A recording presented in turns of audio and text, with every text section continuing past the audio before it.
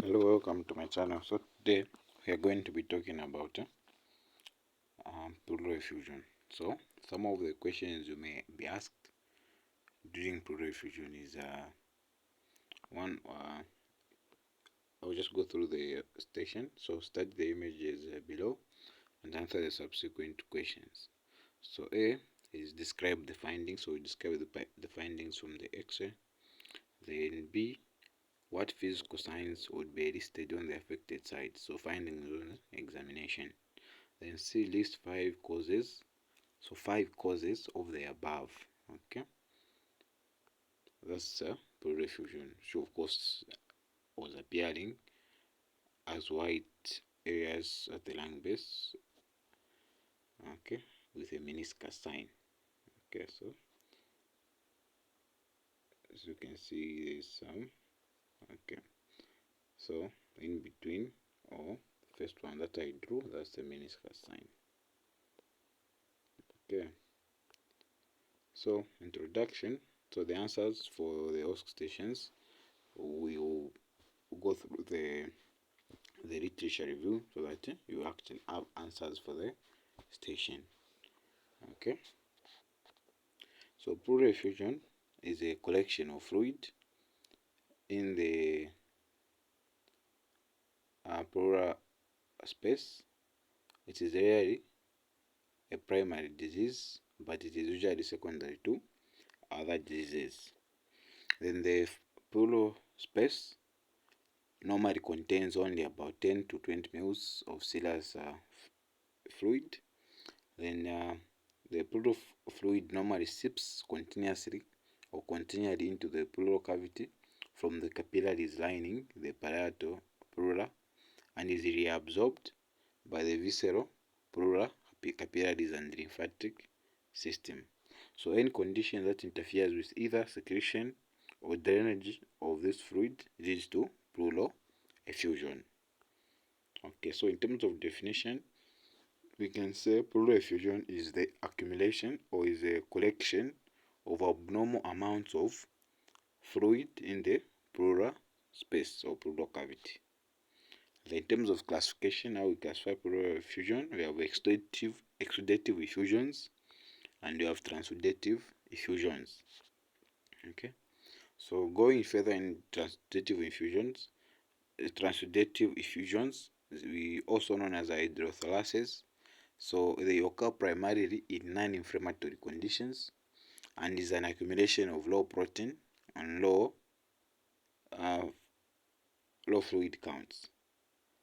Okay, then it is the characteristics of transudative effusions. It's usually clear to faint yellow tinge or no color at all. Then the pH is about 7.4 to 7.55. Then specific gravity is less than 1.015. Okay, then protein content is less than 30 grams per liter. Then glucose level equals serum plasma. Okay, then the LDH is less than 200 international units per liter, and the fluid to serum LDH ratio is less than 0.6. So that's the characteristics then of transudative effusions. Then the causes, so we can have a left-sided heart failure or just a congestive heart failure, which may lead to pulmonary edema, where there is a diffuse bilateral crepitations, and eventually it may lead to a pleural effusion. Okay, then we have shock, where there is decreased plasma protein level, which leads to low oncotic pressure and eventually leads to edema. Then the edema can be characteristics of the on the ankle edema, ascites, and of course pleural effusion.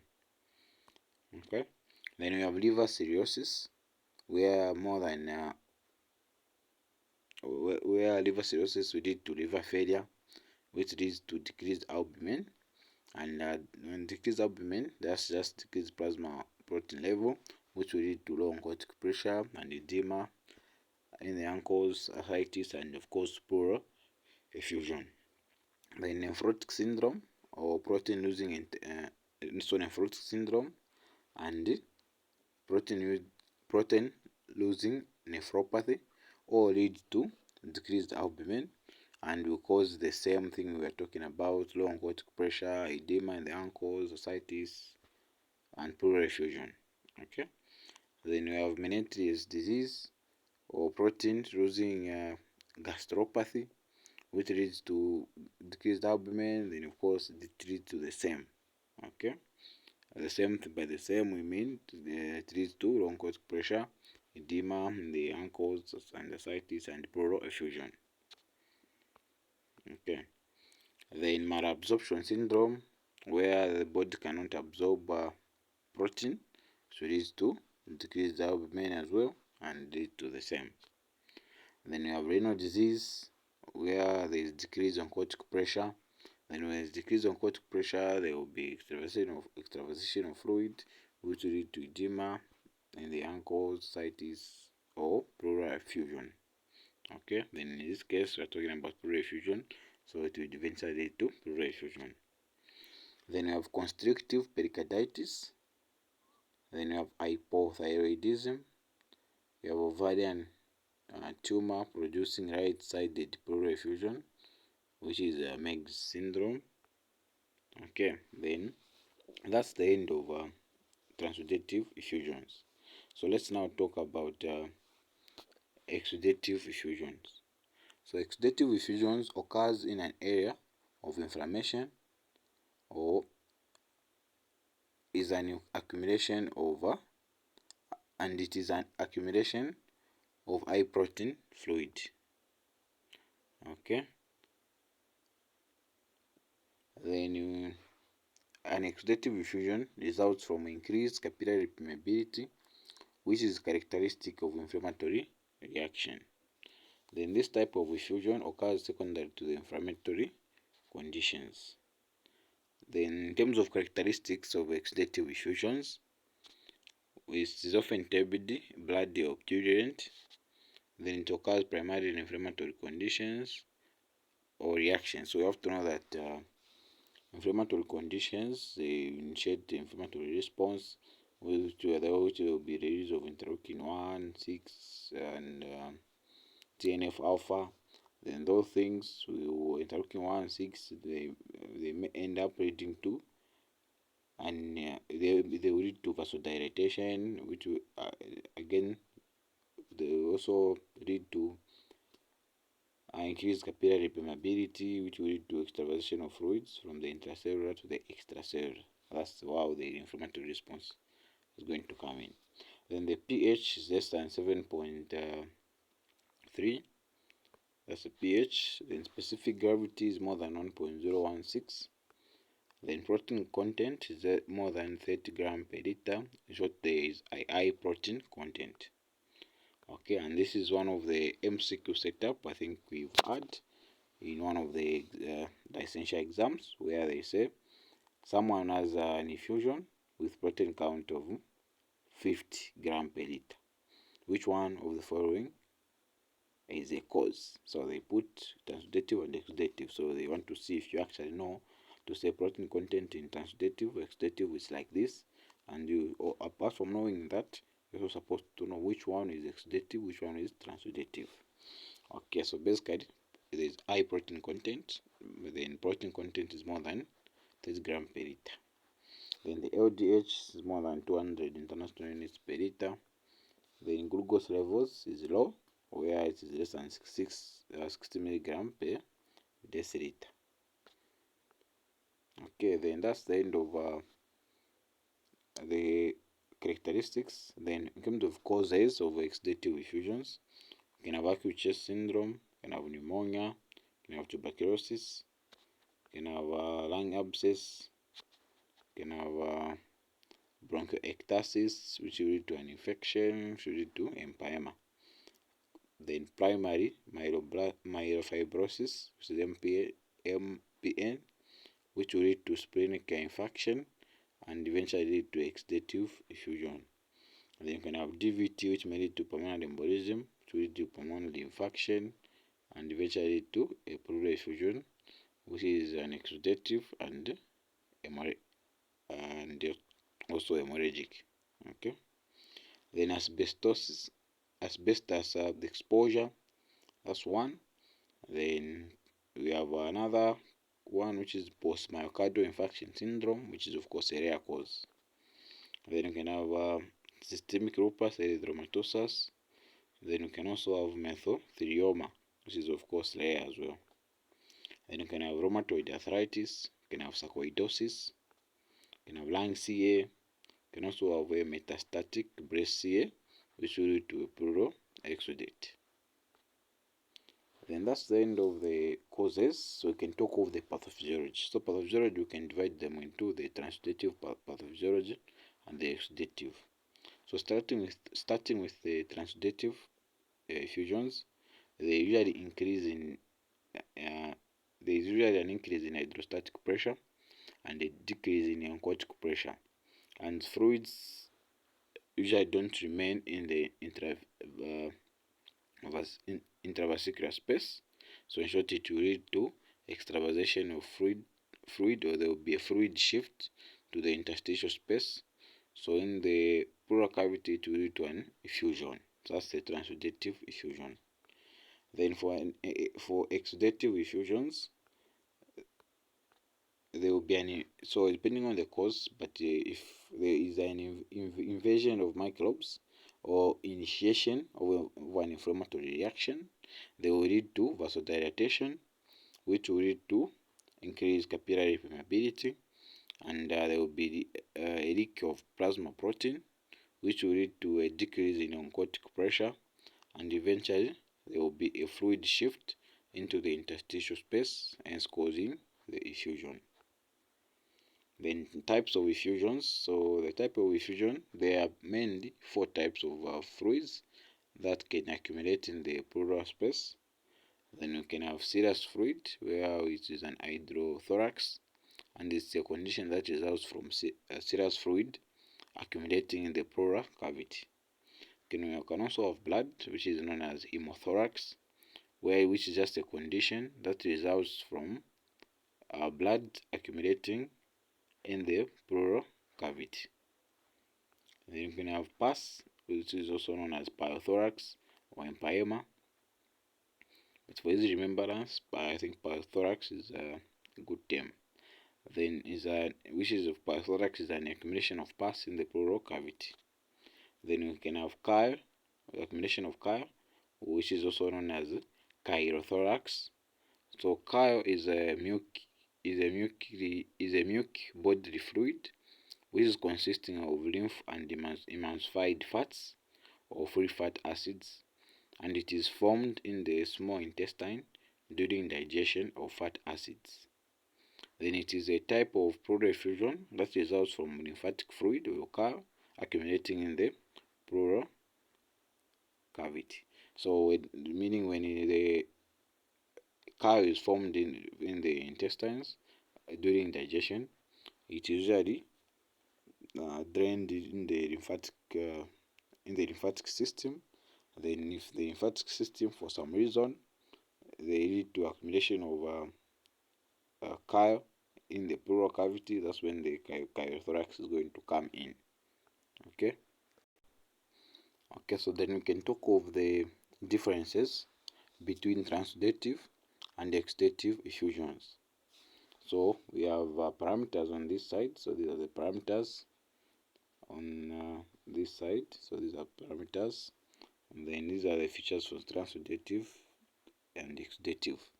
So in terms of total protein, in transudate it is less than 30 grams per liter, but in exudative it is more than 30 grams per liter. Then in terms of pleural to serum protein ratio, so the ratio between the pleural protein and the serum protein ratio, in transudate it is less than 0.5. In exudative effusion it is more than 0.5. Then the LDH, which is lactate dehydrogenase, is usually less than 200 international units per liter in transudate, and is more than 200 international units per liter in exudate. Then in terms of the pleural LDH to the serum LDH ratio, it is less than 0.6 in transudative, and it is more than 0.6 in exudative. Okay. Then in terms of cholesterol, it is less than 45 milligram per deciliter in transudative, and it is more than 45 milligram per deciliter. Then in terms of bilirubin, bilirubin pleural serum ratio, so the bilirubin from in terms of the pleural bilirubin levels to the serum bilirubin levels, that ratio is less than 0.6 in transudative and more than 0.6 in exudative. Okay. Then there is what we call Wright's criteria, which is used to diagnose an exudative effusion. If you get one of the following, so if you just manage to get one of the things which we are going to talk about, then that effusion will be an exudative effusion. Okay, so parameter number 1 is where we have pleural fluid protein to serum protein ratio of more than 0.6. That's the exudative. Then 2 can have a pleural fluid LDH to serum LDH ratio of more than 0.6. That's an exudative. Then lastly, if we have a pleural fluid LDH which is more than 2/3 of the upper limit of normal for serum, so then the normal is 106 to 33 international units, 333 international units per liter. So if you have more than 2/3 of the upper limit of the normal, so that's why we were saying the pleural fluid LDH is more than 200. So if we have more than 2/3 of that, 2/3 of the normal, which of course was estimated to be more than 200, then of course that's an exudative effusion. So if you get any one of these parameters, then it is an exudative effusion. Then clinical features, this is usually the clinical features are those similar to the underlying disease and severity of the effusion. So pneumonia can cause fever, cough, pruritic chest pain. Then if it's a malignant effusion, it may lead to dyspnea, coughing. And of course, if the effusion is also just massive or large, it may also lead to dyspnea and coughing as well.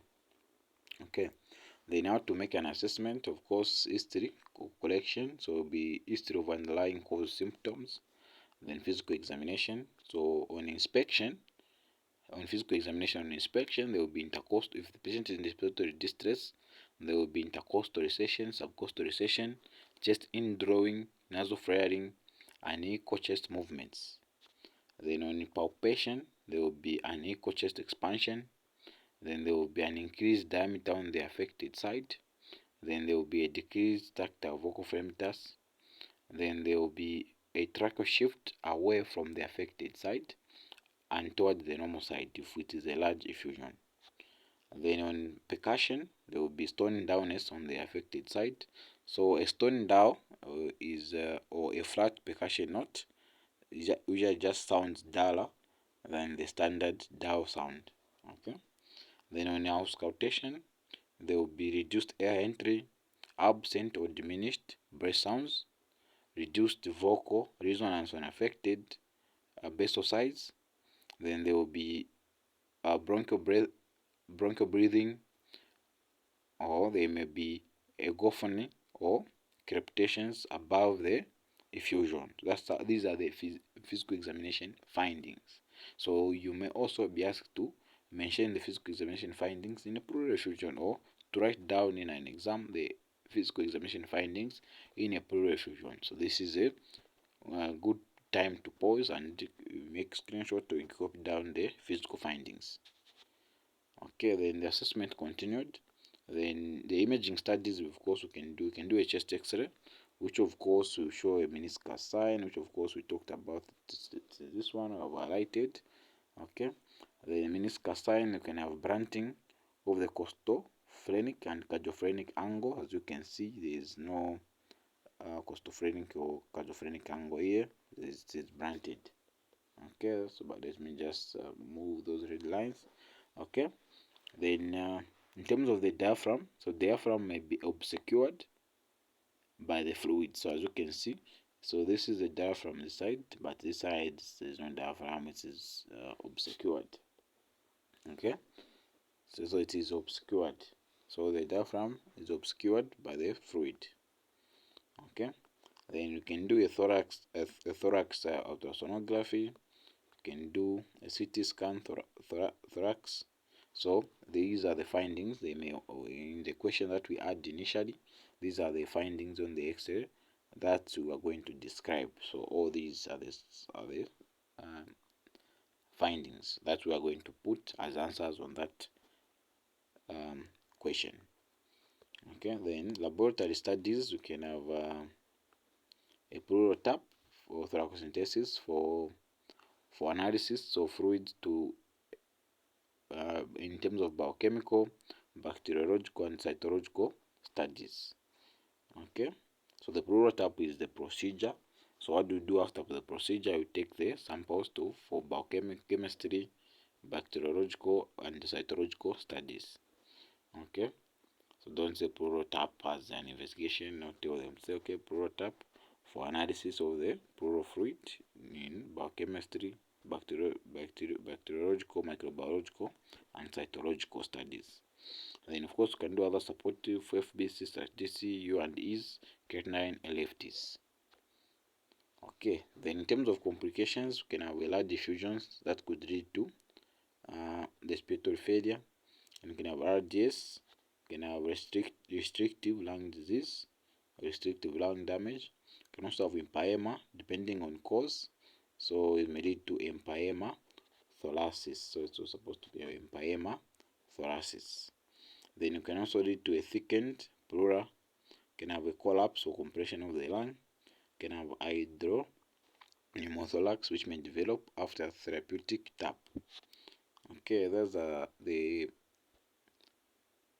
complications. In terms of management, so objectives for management, we can have to discover the underlying cause. So one objective, to prevent the accumulation of fluid, then to relieve discomfort, dyspnea, and respiratory compromise. Then also to collect pleural fluid specimen for analysis. Okay, after you relieve the discomfort. Then supportive treatment if the patient is, we can give them oxygen therapy if they also saturations are 94% of O2 or there are signs of respiratory distress. So we can give them supportive treatment. Then for malignant effusions, we can have a chest tube drainage, radiation, chemotherapy, surgical pleurectomy. You can have a pleuroperitoneal shunt or pleurodesis. So then for malignant effusions, again that reaccumulates and symptomatic, they can be aspirated to dryness, then followed by installation of vascularizing agents such as tetracycline.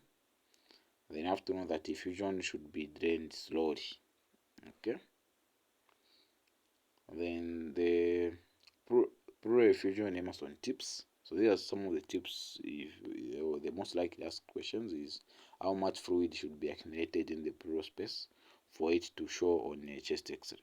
So if we are talking about the posterior anterior, we need about 250 to 600.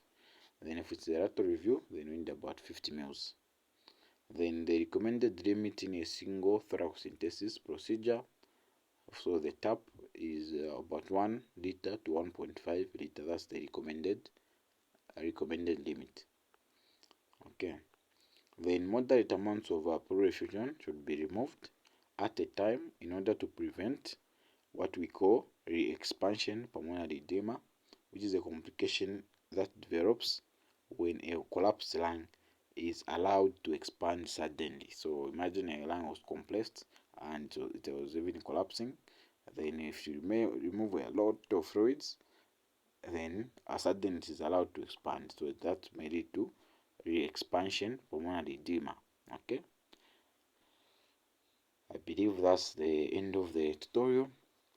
Thank you for watching. If you haven't subscribed, please subscribe and hit the bell notification, and give us a like, and see you on the next tutorial video.